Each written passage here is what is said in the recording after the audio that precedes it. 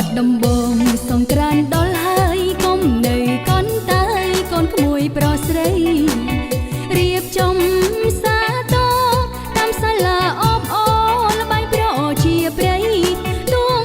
រួមកំសាន្តកុំឡើយខំខានចង្វាក់ប្រពៃណីក្បងពេកក្រៃវិសេងថ្លាថ្លៃវប្បធម៌ជាតិយ៉ាងចូលឆ្នាំយើងមាន3ថ្ងៃសូមកូនលោកលីវត្តបាផងស្ងួនដងវាយទេវតា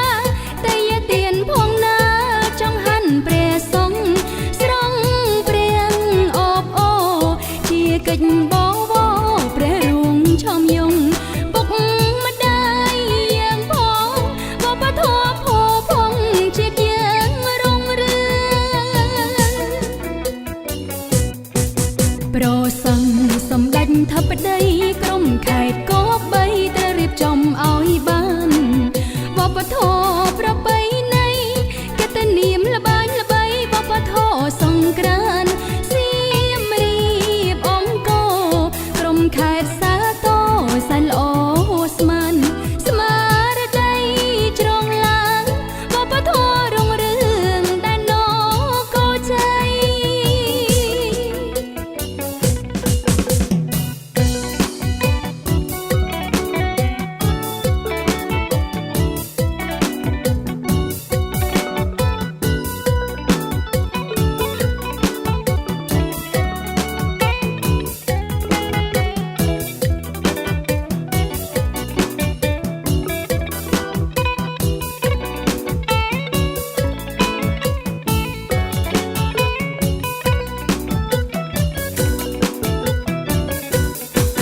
បាត់ដំបងសង្ក្រានដល់ហើយកុំនៅកន់តែកូនក្មួយប្រុសស្រីរៀបចំសាទរតាមសាលាអបអរល្បែងប្រជាប្រិយទួងរួមកំសាន្តកុំឡើយខំខានចង្វាក់ប្រពៃណីក្បងពេកក្រៃ